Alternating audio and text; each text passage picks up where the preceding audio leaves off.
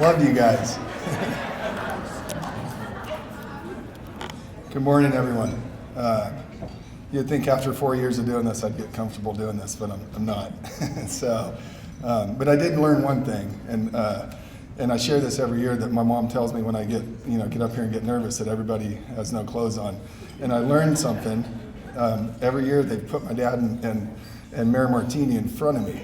And so what I did this year is I was in charge of the tables, and I moved them a little bit over here to the right. And then also in my first speech, I also talked about how I shared my story and stuff, and I told them how in Sparks, I used to break into warehouses to spend the night, and Sparks had the nicer warehouses. And but I have to tell you, we've upped you this year. We definitely have the better looking mayor. So anyway, good morning, everyone, and thank you so much for coming. And I'm going to warn you now, I may get a little emotional up here. I'm very passionate about what I do here. So I want to start with a joke that my 4-year-old daughter Charlie tells, and that she heard with me in the truck one day. And I want to share it with you guys. And it's about a preacher, and he was out in the forest hunting for a bear. And day and night he hunted, and he had no luck. And the preacher was almost ready to give up when he saw a stream down below.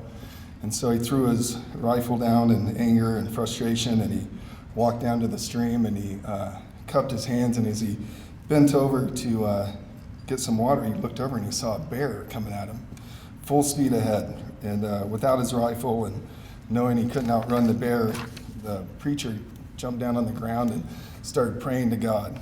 And what he said is, he said, "Dear God, please convert this bear into a Christian." And incredibly, the bear stopped right there.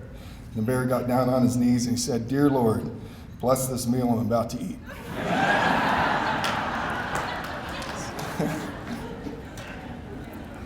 Now just imagine a little 4-year-old girl saying that.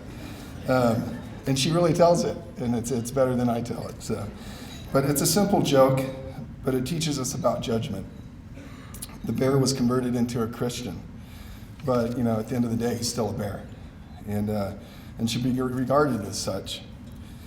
And human beings, Christian or not, rich or poor, homeless or mentally ill, are all still just human beings who should be treated with humanity and respect. I look into my daughter's eyes and I see compassion for others and unconditional love. Kids are so innocent. They make no judgments and see only the best in others. This childlike sense of humanity, mercy, and love is pure. It doesn't discriminate. And this is the sort of kindness and understanding that I make a point to emulate in my life, and especially in my line of work. It isn't easy. As adults, we're jaded. Our perspective from childhood changes as we grow, and over time is shaped by society and life's experience. It may be difficult to hold on to that early benevolence, but we have to try. It's what we strive to do here at Volunteers of America. Everyone has a story. As you may know or not know, I came from a loving, privileged home, but I struggled with depression and fear of failure, facing what I thought was a demanding business career. Without coping skills, I looked to drugs and alcohol to suppress my negative thoughts.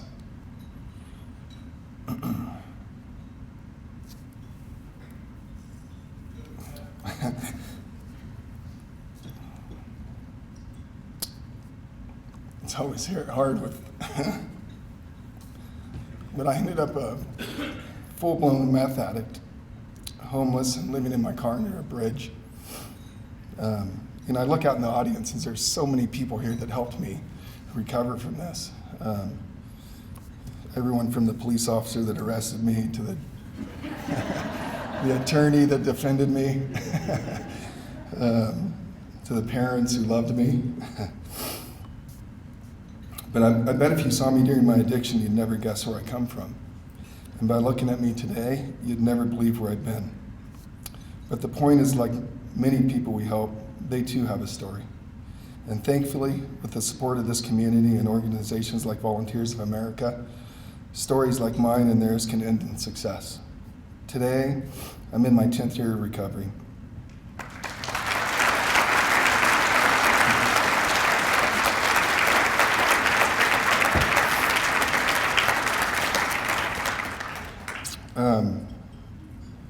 I'm newly married to my beautiful wife, Ivy.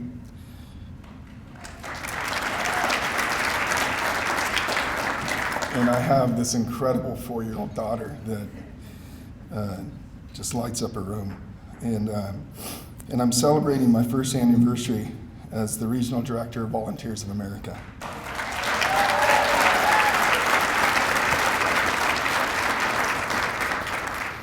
Which I can tell you is it's the greatest thing that's ever happened to me in my life, besides my wife. You know, my past drives my passion for helping others. Being part of this organization allows me to give others the opportunity I was given for a better life.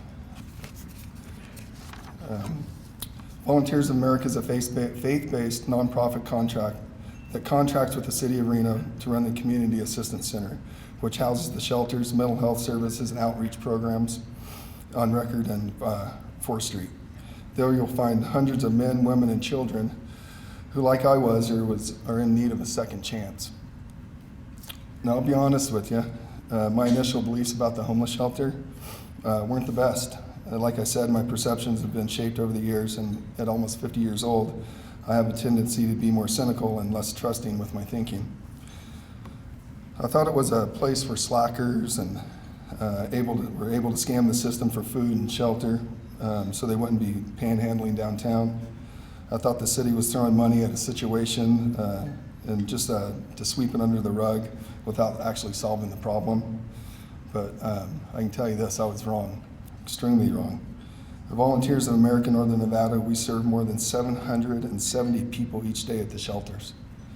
The Restart Mental Health Services and Resource Center makes up part of that 770 people. That doesn't even include the 100 individuals, actually 128 individuals that sleep every night at the overflow shelter to get them out of the weather and keep them warm at night. We actually spend an average of $14.23 per person per day to stabilize, assess, and prepare productive Nevadans. In order to accomplish this, we have to raise around $380,000 to fill that gap between local and federal government. They give us, between what they give us, it's about $380,000, and truly to make a difference in somebody's life. It's hard work, and as you will see in the video here shortly, it takes a loving, compassionate kind of person to do this job. And I'm definitely not talking about me.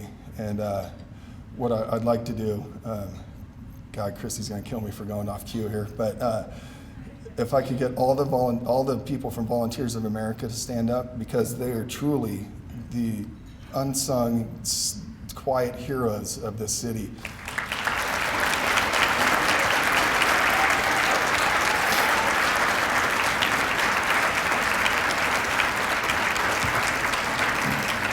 And if you'll see it back in the corner, the guys in the orange, and I'll talk about them in a minute, but they're actually shelter clients who are working in a program that are helping us here today.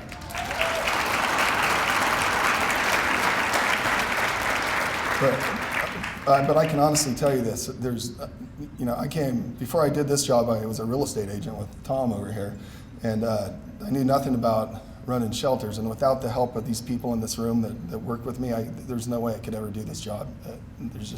I go to work with angels every day. So our programs are proactive. When you empower people with the tools and resources to be independent, you save our community money.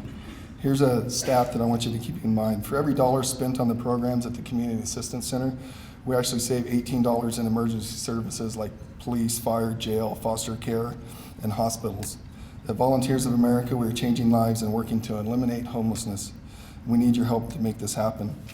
And now I'll talk about the group in the orange back there. It's a program that we just started for 20 shelter residents, and it's an 18-week program, and it's split into 2 9-week sessions. And we started this pilot program with the help of the City of Reno, who helped fund it. And thank you to the City of Reno. So, like I said, it's an 18-week program. It's broken down into 2 9-week sessions. There's 10 residents in each, residents in each sessions that interview for these positions, and they go through an interview like I did for Volunteers of America. They once they're chosen, they are provided part-time work where the employees, they clean up the river. They've been cleaning up trash in parks. They've even helped paint the new parking garages. Their Parks and Rec is totally thrilled to have them on board. They're doing amazing work. They're an amazing group of people back there. So thank you so much. And when they're not working on Monday, Wednesday, Friday, on Tuesday, Thursdays, they're in all kinds of classes and resume building classes, career building classes, interview, just all kinds of stuff that's happening for them, and it's just amazing. So, and then when they're out there on the river, cleaning the river, they're also out there kind of doing outreach for with the homeless and talking to the homeless on the river and sharing their stories with them and actually trying to get them to come into the shelters, because that's where, it truly happens. We've got to get the people into the shelters to actually explain the programs that we do to them. So, and then at the end of the 9 weeks, our goal is that they'll all have jobs, correct? And Elaine from the city, Elaine Weissman, shared with them an exciting thing that at the end of the 9 weeks, as long as they follow the program and do everything we told them to do, they'll actually be provided 2 years of supportive housing and utility assistance. And I'll tell you this, when we shared that bit of information with them, I think every one of them buried their head on the table and started crying. So they were that thankful and appreciative. So, where was I? I just love the program. The program's been a huge success, and with your support, we can continue to create these new opportunities for the next class of individuals who are ready for their second chance. My year as Regional Director of Volunteers of America has brought me into contact with a wide cross-section of the homeless community, children, families, veterans, good people who need encouragement and backing.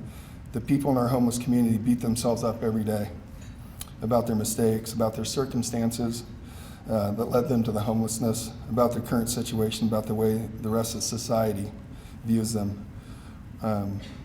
What helped me in recovery, what began making me feel good about myself again, was the unconditional support I got from family, friends, and really the entire community when I entered into recovery. What makes me feel good about myself today is the ability to pay it forward by helping others. And I know you'll find joy in doing this as well. Now let's take a look at the real people here. I think we're going to show you a video, and I hope you all brought a tissue, because it's an amazing piece of work. So thank you.